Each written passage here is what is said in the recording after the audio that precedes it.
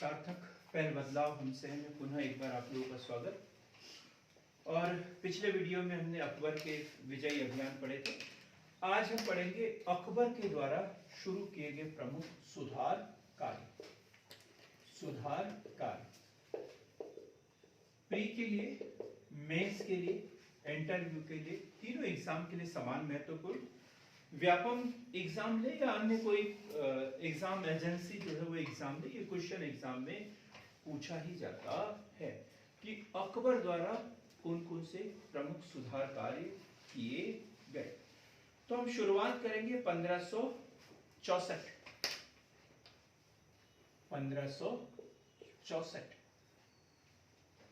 इससे पहले भी कुछ किया था उन्होंने।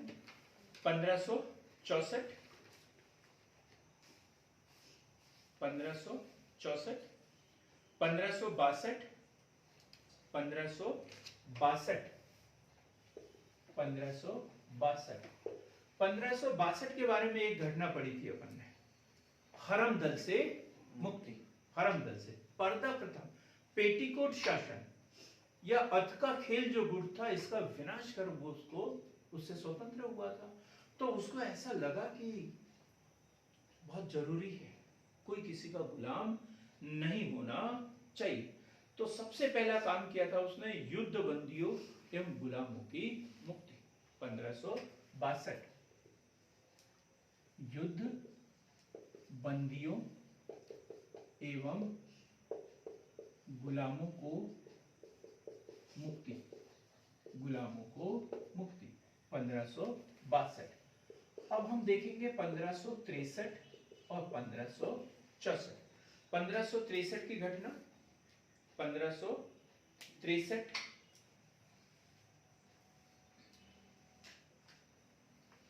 कोई बताए? तीर्थ यात्रा कर की समाप्ति, हिंदुओं पर लगने वाले तीर्थ यात्रा कर की समाप्ति। 1563 तीर्थ यात्रा कर की समाप्ति।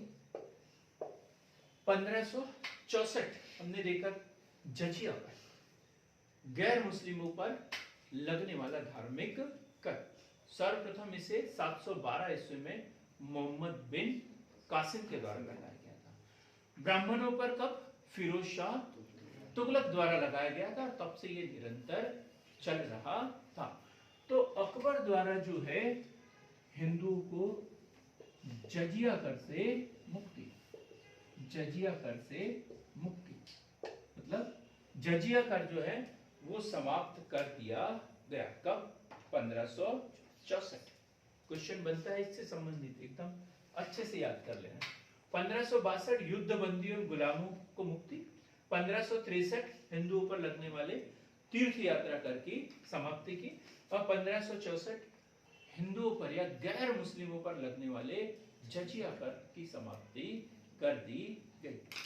इसके बाद यदि हम देखें तो 1571 सन हमारा आगे पीछे हो सकता है, उसके लिए तैयार है ना। 1571 राजधानी परिवर्तन, राजधानी परिवर्तन। और कहां किया था राजधानी उसने? आगरा से, आगरा से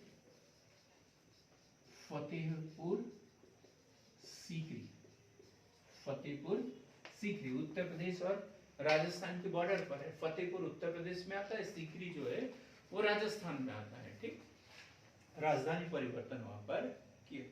1571, 1573-74, 1573-74 अपन ने देखा कि 1572 में गुजरात का प्रथम अभियान और 1573 में गुजरात का द्वितीय अभियान, जो सबसे द्रुतगामी अभियान उसका माना गया। और वहां से लौटने पर उसने बुलंद दरवाजा बनाया था गुजरात विजय की याद में। और भी काम किया उसने, क्या? मनसबदारी प्रथा शुरू की। 1573-74 मनसबदारी प्रथा प्रारंभ। मनसबदारी प्रथा प्रारंभ, मनसबदारी प्रथा प्रारंभ। इसकी प्रेरणा किससे मिली थी? अब्बा सईद। प्रेरणा मिली थी इसे, प्रेरणा किससे मिली थी? अब्बा सईद। अब्बा सईद, एक एक नाम हमें याद होना चाहिए। प्रेरणा मिली थी अब्बा सईद से, अब्बा सईद से। इसके 1576 77 1576 77 साम्राज्य का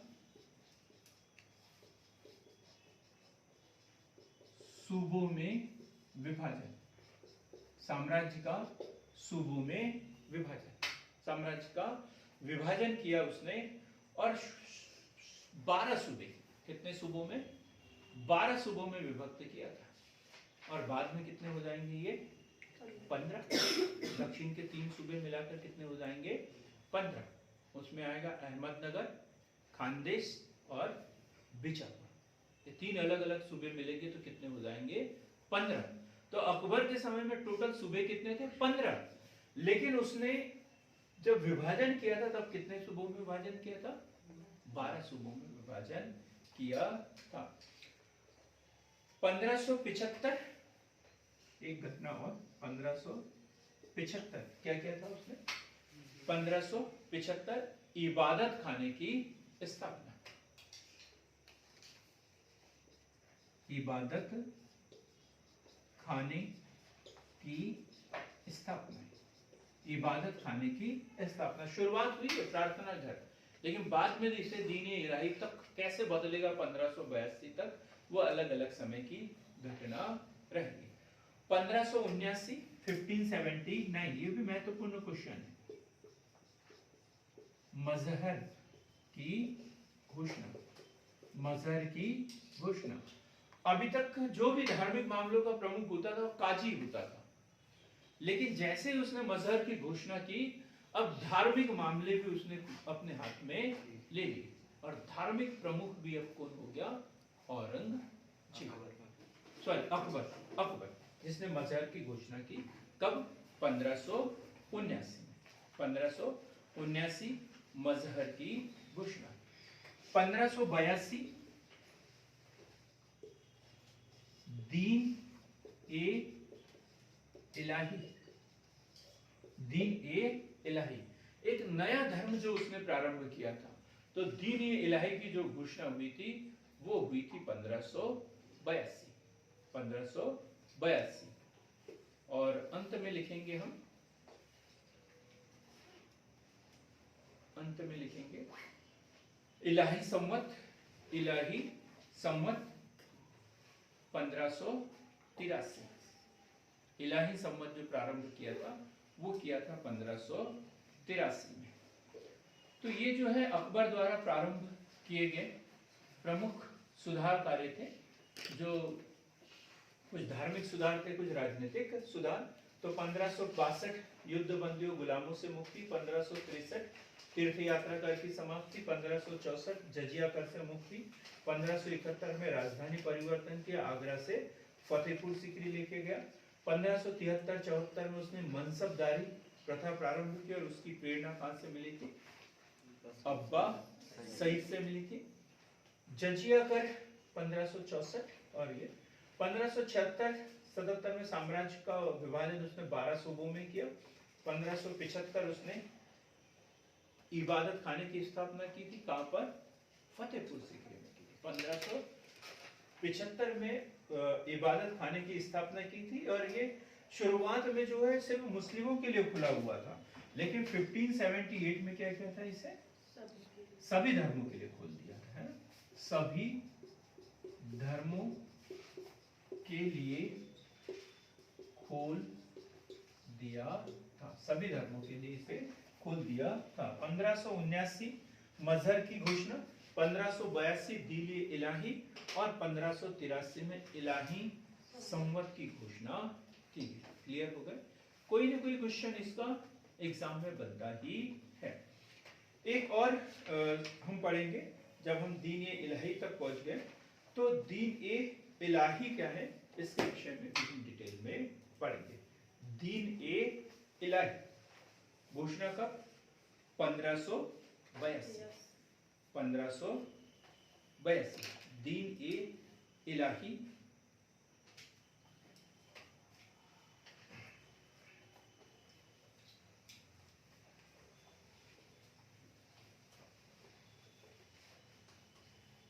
पाँच से 7 मिनट में हमारा ये कंप्लीट हो जाएगा।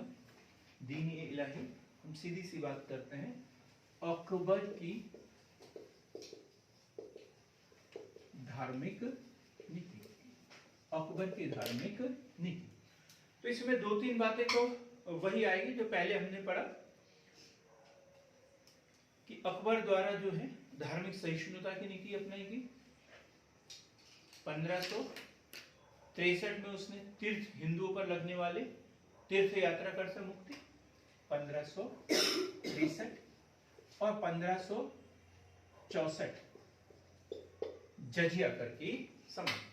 जजिया कर की समाप्ति। जजिया कर की समाप्ति। स्मिथ और निजामी क्या बोलते हैं इस नीति को जो उसने अपनाई थी?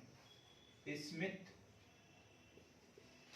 व निजामी, स्मिथ व निजामी इसकी नीति को कहते हैं, अकबर ने पैगंबर का, अकबर ने पैगंबर का पद प्राप्त करने का प्रयास किया।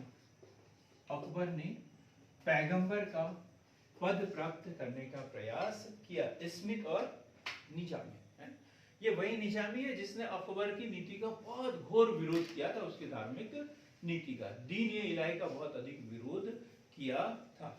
तो अतहर अली क्या बोलते हैं?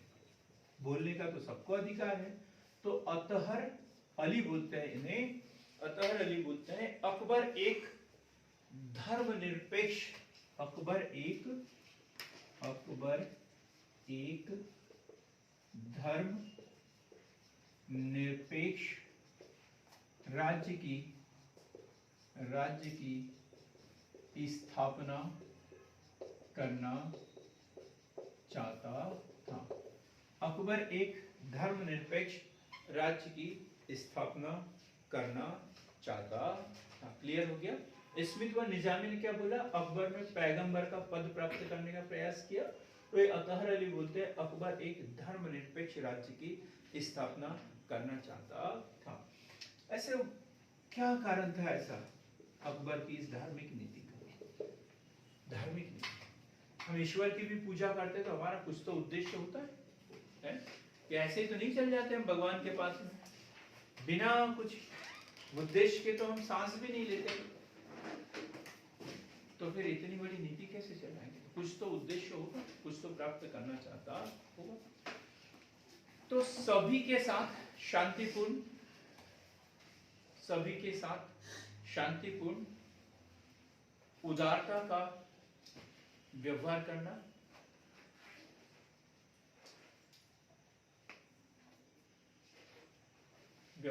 करना, उदारता का व्यवहार करना,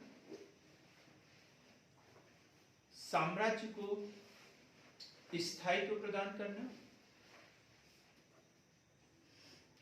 राजपूतों का सहयोग प्राप्त करना। हमने पहले भी पढ़ा, उसके विभिन्न अभियानों में उसका सेनापति कौन हुआ करता था? मानसिंह। और यदि वो ऐसी धार्मिक नीति यदि उनके विरुद्ध लगा देते तो क्या मानसिंह या राजपूत सेना इतनी शिद्दत के साथ में उसका साथ देती? क्या? बिल्कुल भी नहीं। अब आगे लिखेंगे, अकबर की धार्मिक नीति पर, अकबर की धार्मिक नीति पर उसके गुरु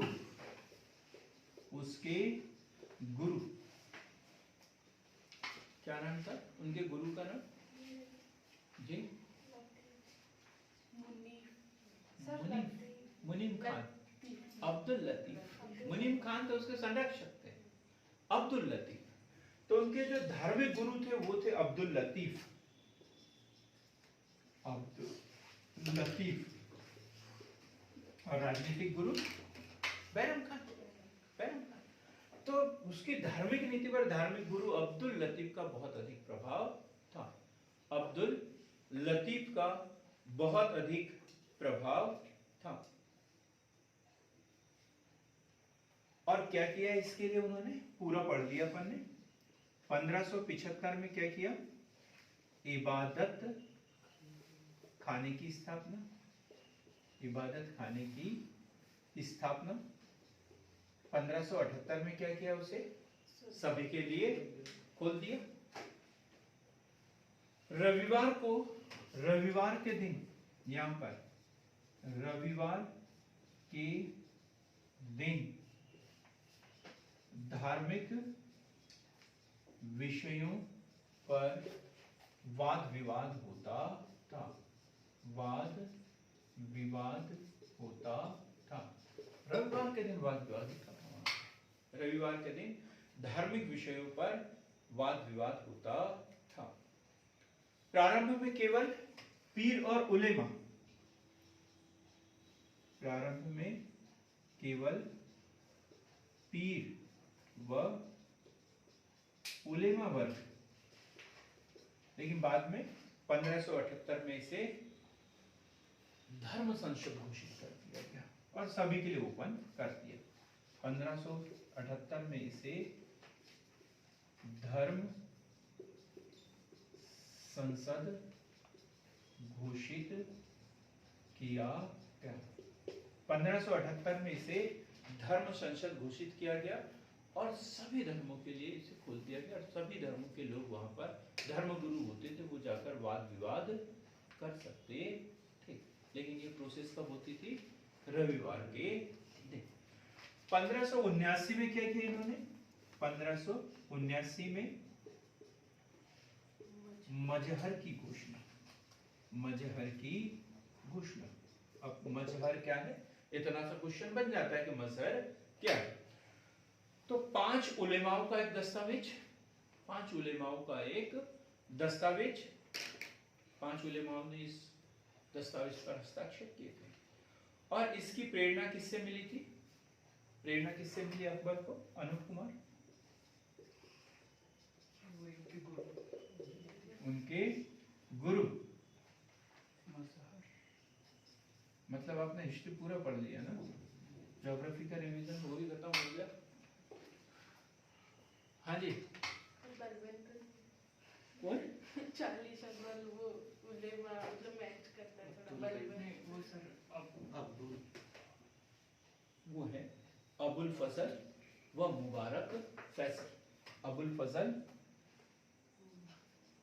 अबुल फजल व मुबारक फैजी, इन दोनों की प्रेरणा से उन्होंने मजहर की घोषणा 1579 में की थी और इसके ऊपर 5 उलेमाओं के हस्ताक्षर किए थे।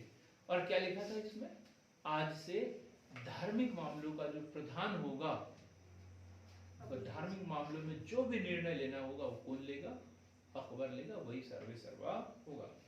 तो अकबर को धार्मिक मामलों का सर्वोपरि बना दिया गया। अकबर को धार्मिक मामलों का सर्वोपरि बना दिया गया। क्लियर है, मजहर की घोषणा 1579 में। 1582 दीन-ए इलाही,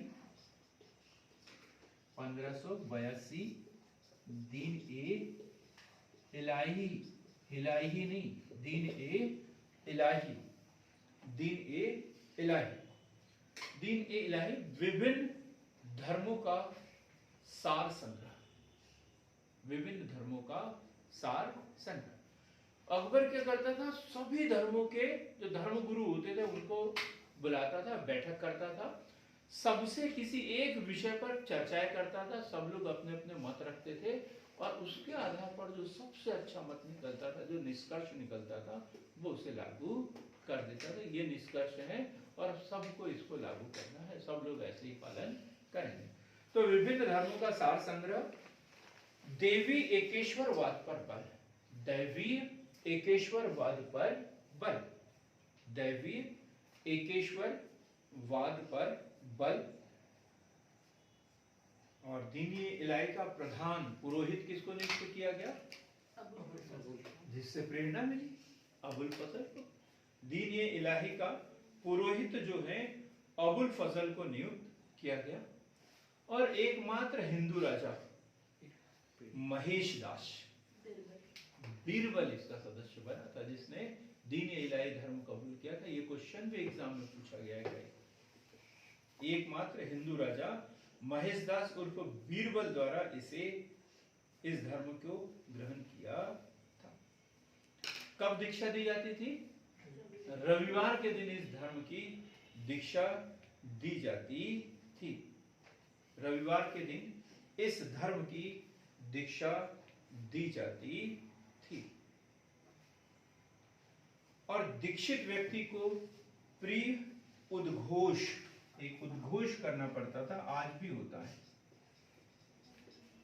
अल्लाह हू अकबर, अल्लाह हू अकबर, अकबर को अल्लाह मानना है। अल्लाह हू अकबर का उद्घोष करना पड़ता था। अल्लाह ऊ अकबर, ये ऊ है, अल्लाह ऊ अकबर का उद्घोष करना होता था। नवीन धर्म जिसकी तुलना अशोक से की गई, इतिहासकारों ने, हम पहले भी बोलते हैं, अकबर की तुलना किससे की जाती है? अशोक से की जाती है। तो इस धर्म के कारण अकबर की तुलना अब किससे की गई? अशोक से की गई। अशोक जैसे महान सम्राटों की श्रेणी में इसे शामिल कर दिया गया। सभी पर नैतिकता, सभी पर नैतिकता, उदारता व दान का नियम लागू होता था। सभी पर नैतिकता, उदारता व दान का नियम लागू होता था। जन्म दिवस, चाहे किसी का जन्मदिन हो या मृत्यु, भोज देना होता था। जन्म या मृत्यु पर भोज देना होता था। मतलब ऐसा नहीं कि जिसका जन्म हुआ हो वही भोज दे दे, या जिसकी मृत्यु हो गई हो वो भोज दे दे। कोई जाएगा क्या ऐसे में? जिसकी मृत्यु हो गई वही भोज देने लग जाए तो कोई नहीं जाएगा। उसके परिवार वाले देते, उसके परिवार वाले भोज देते। ये असफल माना जाता है, असफल हुआ। अपन इसकी तुलना इसी से कह सकते हैं, कर सकते हैं कि एकमात्र हिंदू महेश दास ने इसे स्वीकार किया था।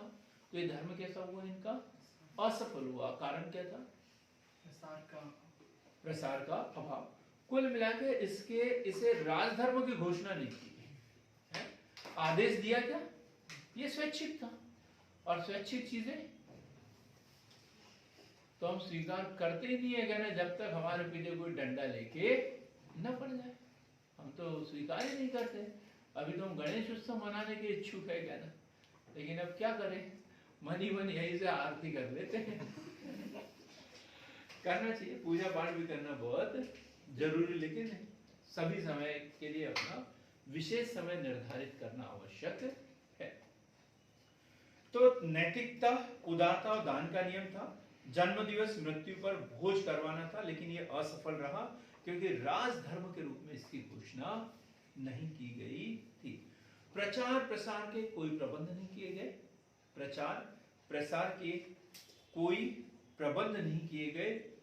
और रूढ़िवादी परिस्थितियां, जहां रूढ़िवाद होता है वहां विकास तो कोसों दूर रहता है, विकास के बारे में सोच भी नहीं सकते।